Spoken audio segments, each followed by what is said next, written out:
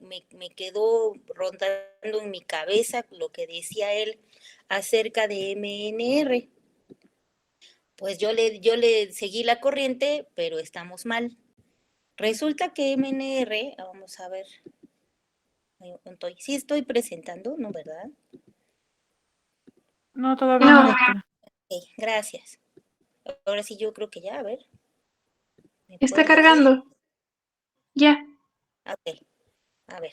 Entonces resulta que MNR, el que aquí estábamos, ¿se acuerdan que dijimos que que está en estos dos chismes de recombinación en mecanismos en el mecanismo de reparación por recombinación, tanto homóloga como de extremos no homólogos en eucariotas?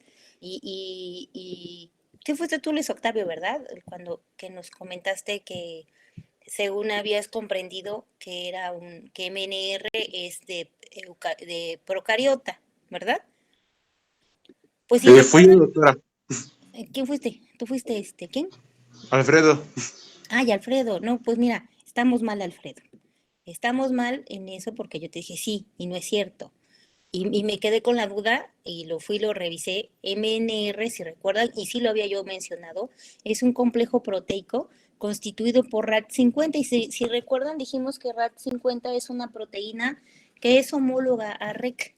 Si recuerdan, a REC-A, que REC-A es así, es de procariotas. Entonces, vamos a aclarar el punto y resulta que MNR es un complejo proteico exclusivo y específico de células eucariotas. Es un complejo proteico formado por MR11 y NBS1 que va a ser muy importante tanto para el mecanismo de reparación por recombinación de extremos homólogos como de extremos no, perdón, de recombinación homóloga como el el mecanismo de reparación de extremos no homólogos en células eucariotas. Entonces, para que si alguien anotó eso lo borre, porque no era lo correcto. Entonces, lo correcto es esto.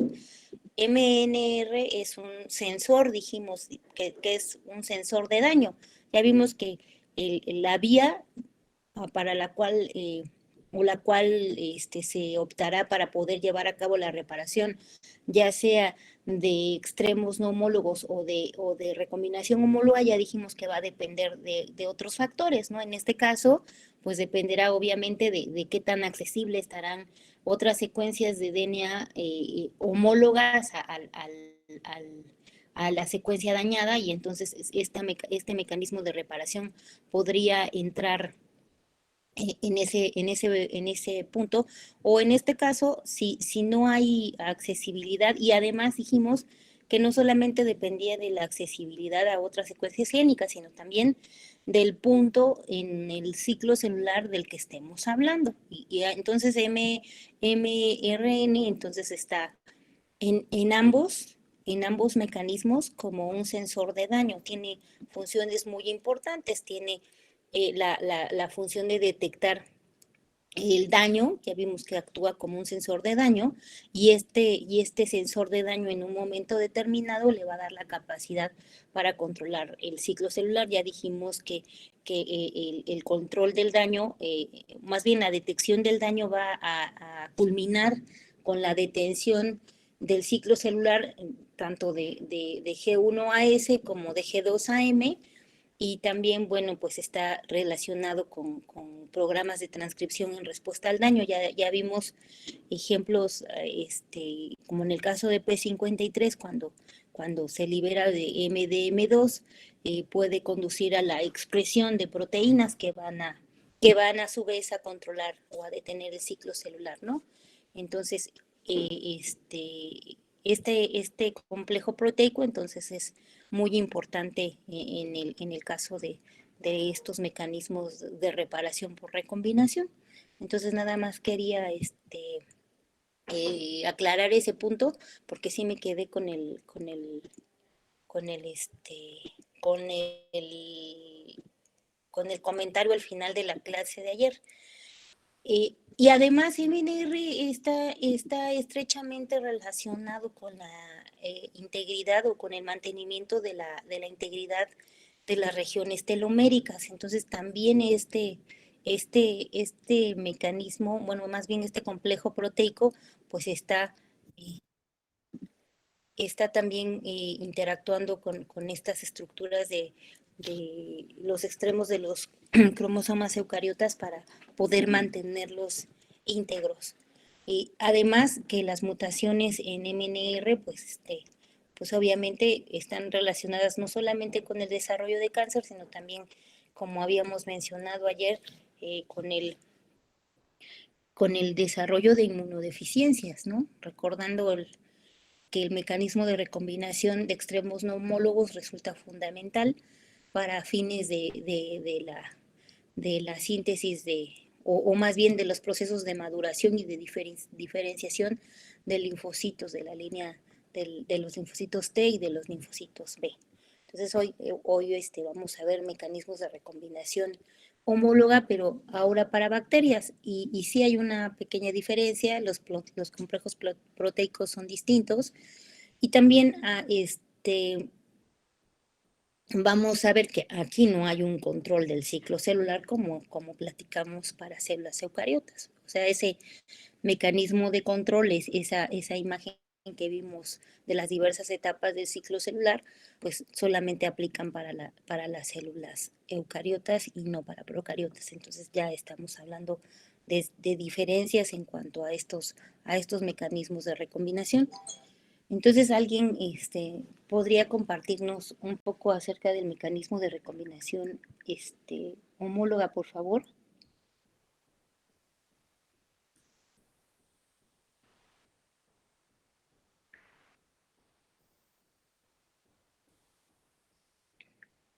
Pero para procariotas, ¿no?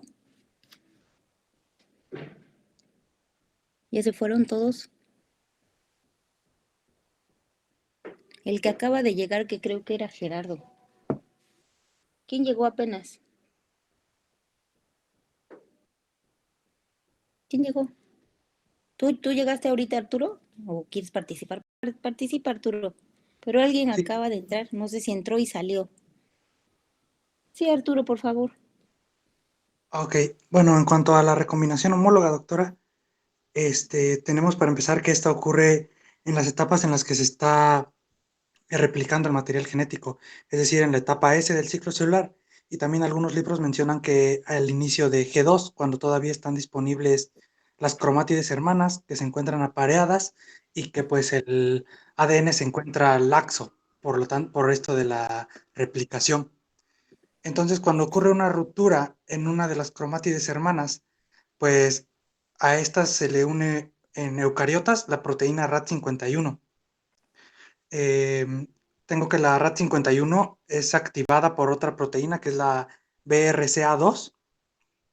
Esta RAT51 es la que le permite, además de reconocer el extremo roto, pues le va a permitir dirigirse a la cromátide hermana y va a ocurrir algo que se le conoce como invasión de cadena, en Sí. la que la cadena rota pues se entrecruza con la cromátide, digamos, sana, o la cromátide intacta, y tengo que busca pues su secuencia homóloga formando puentes de hidrógeno como aleatorios, digamos. Entonces va formando puentes de hidrógeno y en cuanto forma puentes de hidrógeno con una secuencia homóloga, pues se queda ahí como estacionada y entonces la polimerasa utiliza su secuencia homóloga para añadir los nucleótidos que perdió la hebra rota. Una vez que ha reparado este daño o ha reconstituido esos nucleótidos perdidos, la hebra rota, que ahora ya está reparada, pues abandona la cromátide homóloga que utilizó como molde y se une de nuevo a su cromátide, bueno, a su propia molécula, a los extremos que había dejado rotos, y ya se une mediante la ligasa. Ok, pero sí, gracias, Arturo, ¿quién eres? Ya se me fue aquí la pantallita. Este, Gracias, Arturo. Vuelvo a aclarar, lo que acabas de describir es un mecanismo, es el mecanismo de reparación para recombinación homóloga para células eucariotas. Por eso al principio, ahorita que les pregunté acerca del mecanismo de reparación, les dejaba muy en claro lo que acabamos de ver, o sea, estos 2 días creo que vimos recombinación, o 3, no recuerdo bien, y se refiere a los mecanismos de reparación por recombinación para células eucariotas. Y como tú hablaste del ciclo celular y de la progresión de G1 a S, y a eso me refería con esta imagen con esta imagen de que va a haber, en un punto determinado se tiene que escoger qué maquinaria de reparación va a actuar, pues tendría que ser importante, o es importante considerar en qué etapa del ciclo celular estamos o se encuentra la célula, ¿no? Porque de eso dependerá obviamente qué tan accesibles o qué tan fácil va a ser para estas maquinarias en el caso de la recombinación homóloga, que es donde se requiere una búsqueda de secuencias homólogas, es decir, secuencias que compartan el mismo orden de pares de bases para poder llevar o organizar esta maquinaria de reparación. Y sí, participa RAD51, RAD50, que ya acabamos de mencionar que forma parte del complejo mRN, o sea, esto que acabas de mencionar se refiere a esto en células eucariotas, y esto puede ocurrir en el ciclo celular, ¿no? Y son mecanismos muy importantes de reparación en el ciclo celular de eucariotas, y que mencionamos que cuando no funcionan de manera adecuada, entonces estaríamos hablando del desarrollo de cáncer, ¿no? Por ejemplo, puede ser que aquí en este punto o mRN no funcione bien, o ATM también no funcione bien, entonces estos mecanismos, si mRN no funciona bien, pues ya se fregó la cosa, porque pues estos dos mecanismos de reparación pues no estarían funcionando de manera adecuada, entonces no habría un sensor de daño que pudiera en un momento determinado detectar daños de este tipo, ¿no? Lesiones de doble hebra, y entonces permitir que la reparación se pueda llevar a cabo. Pero, vuelvo a repetir, estos mecanismos, cuando hablamos del control del ciclo celular, como ya revisamos en estos días, nos estamos refiriendo a células eucariotas. En células procariotas no vamos a ver este control del ciclo celular como acabamos de ver para células, para células eucariotas. En procariotas no aplican. Entonces, lo que tú nos describiste, Arturo, es correcto, pero para células eucariotas. Vuelvo a aclarar, para células eucariotas es así. Para células procariotas, pues difiere un poco. Sí, Chirel, por favor, nos podrías comentar lo que Ah, estudiaste, por favor. sí, doctora. Lo que yo iba a comentar es que esta recombinación homóloga en las células procariotas ha sido más estudiada en la E. coli, ¿no? Y algo Sí, que es importante es que esta recombinación homóloga no solamente se utiliza para reparar esta ruptura de doble cadena, sino se puede reparar también una ruptura de cadena simple. sí, Entonces, difiere un poco el mecanismo de cuando es una ruptura de doble cadena, pero básicamente lo que pasa es que si la ruptura es de una única cadena, la exonucleasa REC-J, a partir de un segmento señalado por SSB, corta esta cadena para que queden como los extremos romos, ¿no? Y de esta sí, manera se puede hacer el mismo marcaje a través de otras REC, como REC-F, REC-O o REC-R, y ok. después se forme un filamento y se forme esta misma unión de Holiday que vimos en el caso de las eucariotas. Sí. Sí, este mecanismo, gracias, Shirel.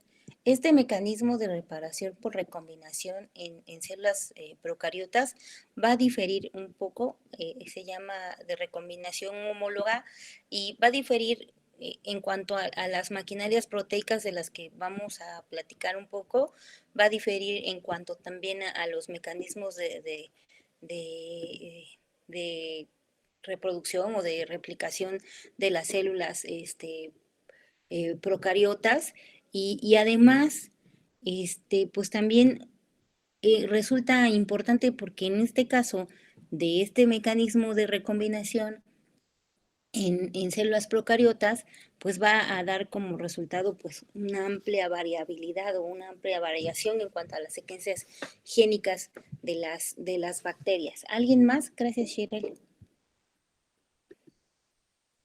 ¿Alguien más? ¿No, ya no? Bueno, entonces ya empezamos. Déjenme ver aquí. Porque luego estoy en el otro. Ok.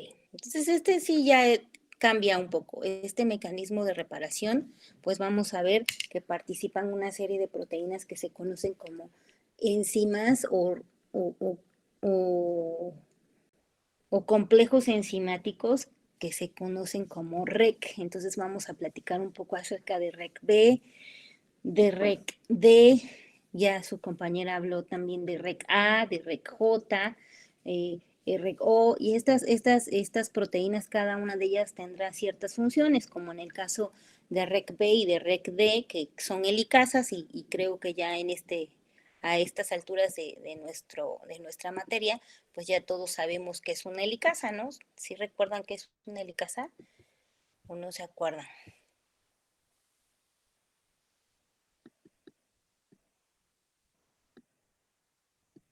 ¿Sí se acuerdan que es una helicasa? Pues son aquellas enzimas que van a abrir la doble hélice de DNA, van a cortar los puentes de hidrógeno para poder separar la doble hebra y entonces producir más cadenas de hebra sencilla.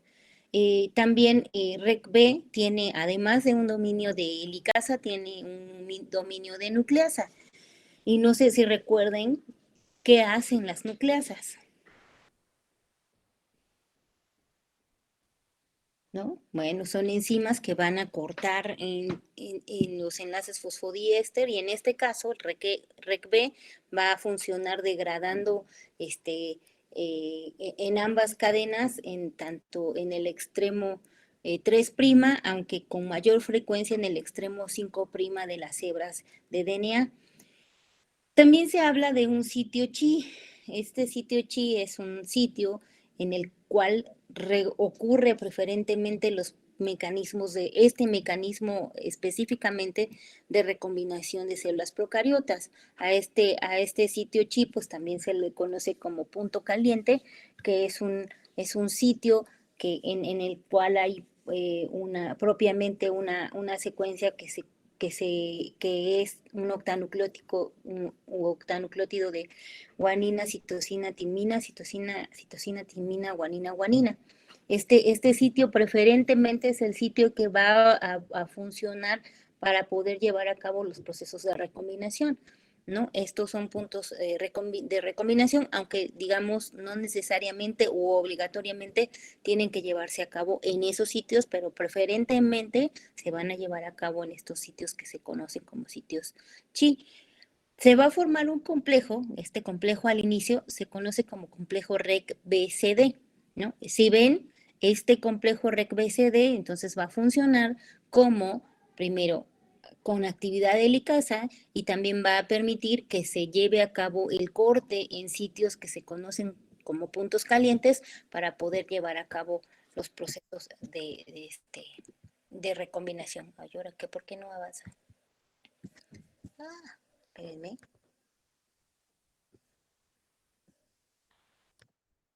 Ahora ya no quiere avanzar mi...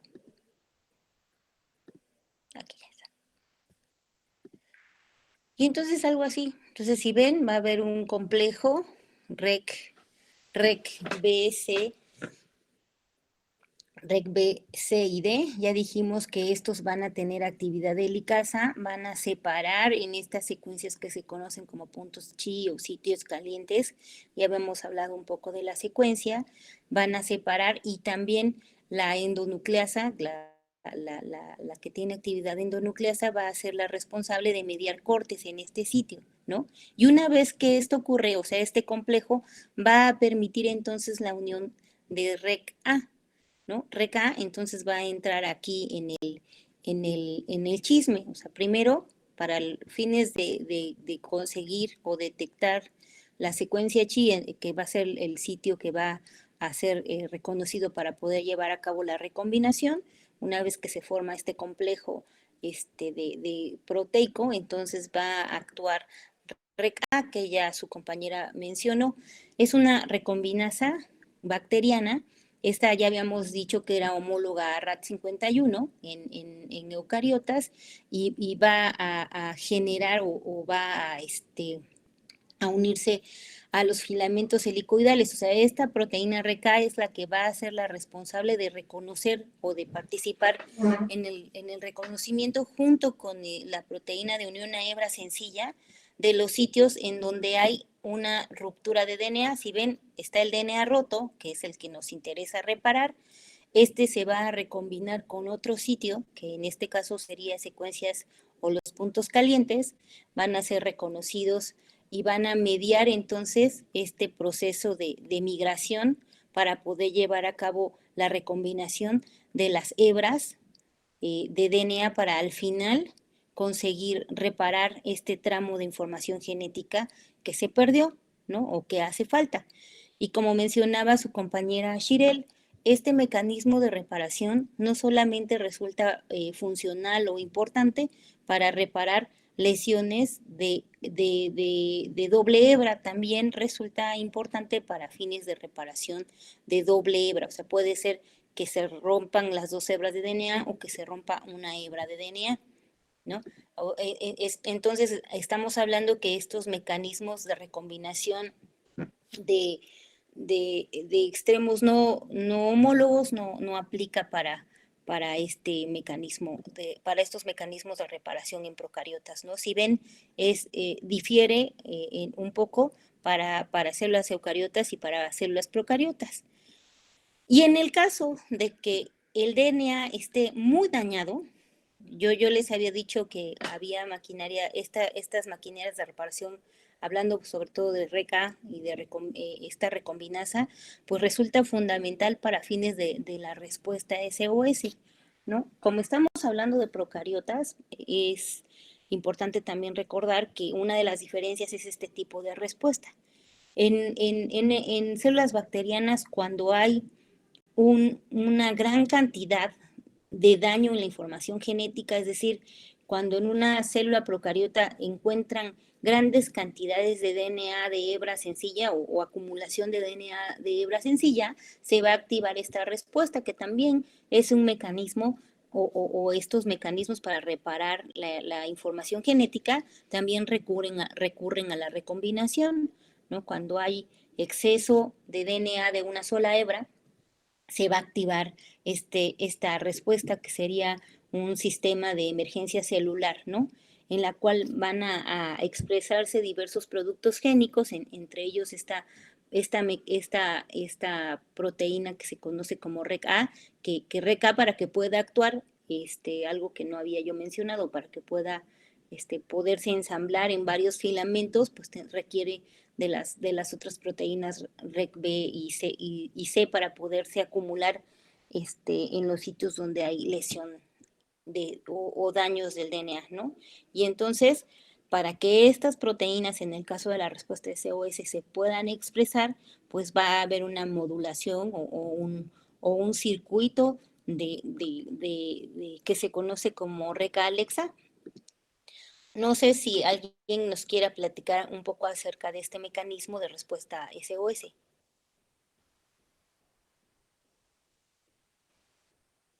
¿No? Ok. Entonces yo les había dicho que para que pueda activarse este mecanismo de respuesta, pues van a tener que expresarse todas estas proteínas, ¿no? RECA, que es una recombinasa, proteína UVRA, que va a participar también conduciendo a una reparación correcta del DNA, proteína UMUD, que va a participar en algo que sería en una reparación del DNA propensa al error, y, esto va a estar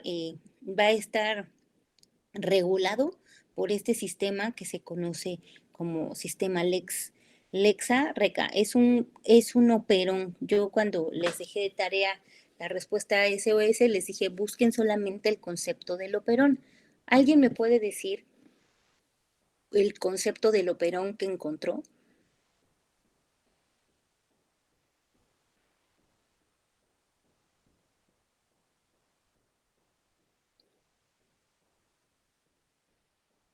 Sí, Arturo. Sí, doctora, sería un gen regulado por su producto, Ujú. que es la transcripción de un gen regulada por su producto. Ok. Janet.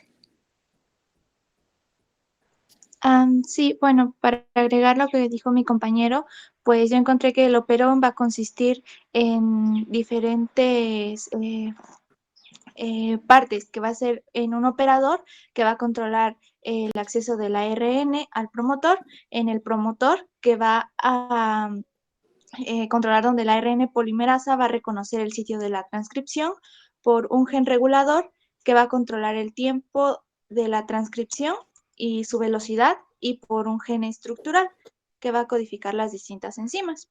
Ok. Gracias. Brenda. Sí, doctora, pues yo encontré que se definía como una unidad genética funcional, pues formada por un complejo de genes que, como ya dijeron mis compañeros, va a ser capaz de ejercer una regulación de su propia expresión por medio de sus sustratos con los que interactúan las proteínas codificadas por ciertos genes. Ok. Sherlyn, por favor. Sí, doctora. Bueno, otro dato para agregar es que los operones en bacterias son policistrónicos, y en los eucariotas, como solo contienen un gen estructural, pues van a ser monocistrónicos. Sí, gracias. Estos conceptos, qué bueno que lo mencionas, Sherlyn, creo que ya los deben de empezar a buscar. Primero, qué son genes policistrónicos y genes monocistrónicos. Generalmente los genes en células procariotas son genes policistrónicos y ahí radica lo divertido del modelo del operón, que es un modelo de regulación de la expresión génica. Vamos a ver rápidamente que a partir de un solo promotor, que estaría aquí marcado así como con color más, un verde más fuerte, digamos, este sería un promotor, es una secuencia, o sea, esto lo van a encontrar en el DNA, o sea, esto nos estaríamos imaginando que es un gen, ¿no? Es un gen. Los genes están constituidos por un promotor y por una región codificante o lo podríamos también llamar por una región estructural. Generalmente en células procariotas, la región estructural está conteniendo la información de varios productos proteicos, es decir, que esta secuencia que controla o que regula la expresión de esta parte que sería la región estructural, va a ser la responsable de regular la expresión no solo de una, sino de varios productos proteicos, ¿no? Todos estos productos proteicos están contenidos en esta zona, y una vez que la región operadora, eh, bueno, aquí ya me brinqué algo. Previo a la región operadora, esta es una región operadora, hay un promotor. La región operadora es un sitio de control. Cuando veamos replicación, vamos a ver que aquí digamos, en esta zona que está acá, que no está marcada, pero que nos podríamos imaginar que habría otro tramo de DNA, está el promotor. En esta zona o en este sitio que se conoce como promotor, hay secuencias que le permiten a la RNA polimerasa reconocer este sitio para comenzar el proceso de transcripción, ¿no? La transcripción es el primer paso de expresión de la información genética, y para poder comenzar a sintetizar un RNA mensajero, pues requiere primero de reconocer este sitio que se conoce como promotor.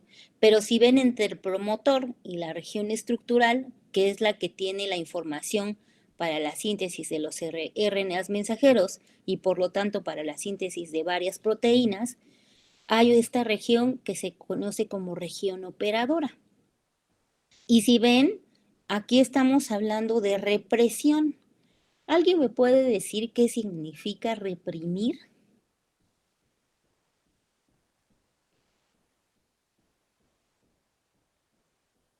Es una palabra muy famosa y la usan para todo, ¿no?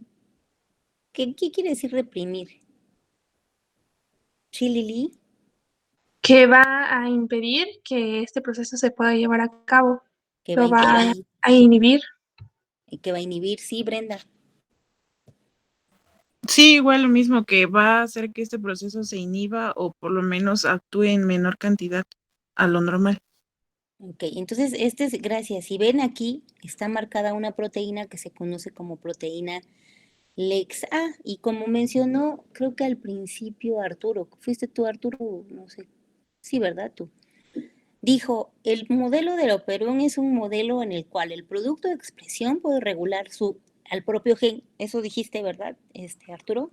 Sí, doctora, eso dije. Ok, entonces, si ven, esta proteína puede actuar como un represor, o sea, está codificada aquí, o sea, aquí está el gen que codifica para esta, y cuando este sitio se libera, la proteína que está codificada va a actuar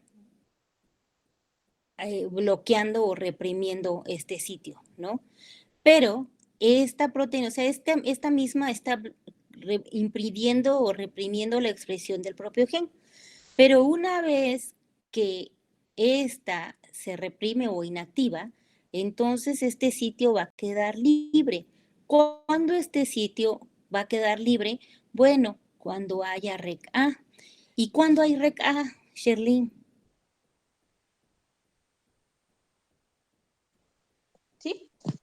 ¿Cuándo va a haber niveles elevados de REC-A en una célula procariota?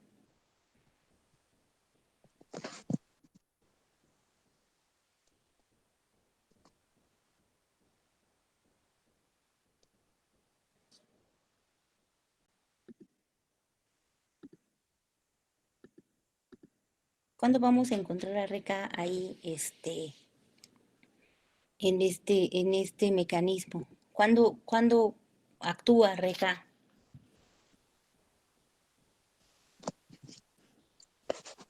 Mm, ¿Cuándo creen, cuando comencé a hablar de este tema, les dije que había una característica muy particular cuando este mecanismo se activaba? ¿Cuál sería la característica que predominantemente van a ver o relacionar con este mecanismo de reparación?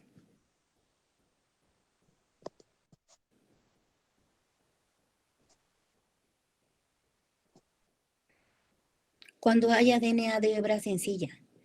Si hay grandes cantidades de RNA de hebra sencilla, va a activarse este sistema de reparación. O sea, este sistema de reparación, digamos, por eso se llama respuesta SOS. ¿Alguien sabe qué significa SOS? Bueno, aunque luego dicen que no es tan cierto, pero ¿alguien sabe qué significa SOS? Era por sus siglas en inglés que dice Save Our Soul. Que sería, ¿salven qué? Nuestras almas. Almas, o sea, Nuestras ya almas. es como que, ya es como la señal como de que si no me salvas ahorita, yo ya no tengo para otra, porque estamos hablando de bacterias, ¿no? En bacterias, en bacterias no hay todo ese control tan estricto relacionado al ciclo celular, si recuerdan, ¿no? Que si había daño, dijimos que ATM iba a conducir a la expresión de P53 y que si el daño no se reparaba de manera adecuada, entonces se iba a recurrir a la muerte celular programada, este proceso que se conoce como apoptosis, ¿no? Ese control tan exquisito y tan complejo que tiene una célula eucariota, pues no aplica para células procariotas. Pero al igual que las células eucariotas, las células procariotas también se pueden dañar. ¿Qué podría conducir a que una bacteria sufra tanto daño? Es decir, a que ustedes encuentren su cromosoma, recuerden que solo tiene un cromosoma, cortado en cachitos, es decir, con grandes cantidades de DNA de una sola hebra. ¿Alguien me puede decir como qué mutágeno podría conducir a lesiones tan graves en el cromosoma bacteriano? O si es uno o qué mutágenos podrían hacerlo, o genotóxicos, como también lo pueden llamar. Ya están en el chat los puntitos. Ay, perdón. Es que luego no bajo esta cosa. Perdón. Entonces sería después de Sherlyn, Lili. Gracias, Lili. Me parece que le tocaba a mi compañero Octavio. Brenda, Carla, Dayani, Luis, Octavio. Sí, Octavio. Ajá, Octavio, por favor. Ahora ya no quiere, ya se enojó conmigo, perdón.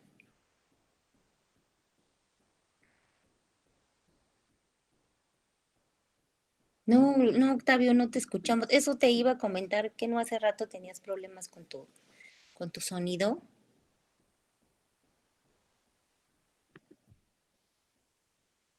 No te escucho, Octavio.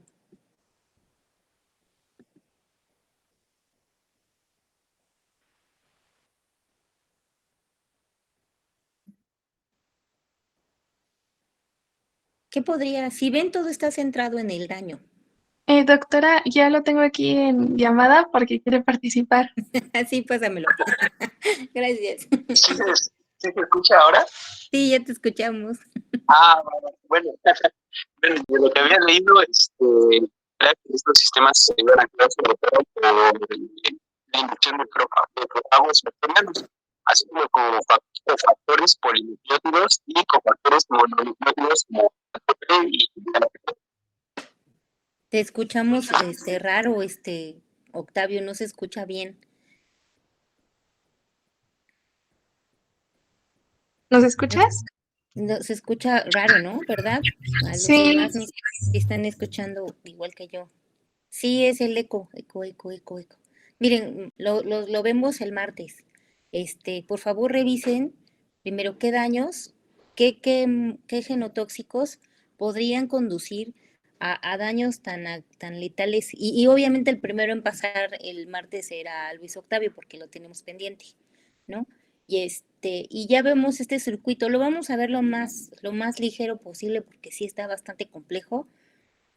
Nada más, porque ya tenemos que meter aquí ya los procesos de transcripción, es decir, de la expresión génica, y esto es un ejemplo de la regulación de genes en células, tanto eucariotas como procariotas.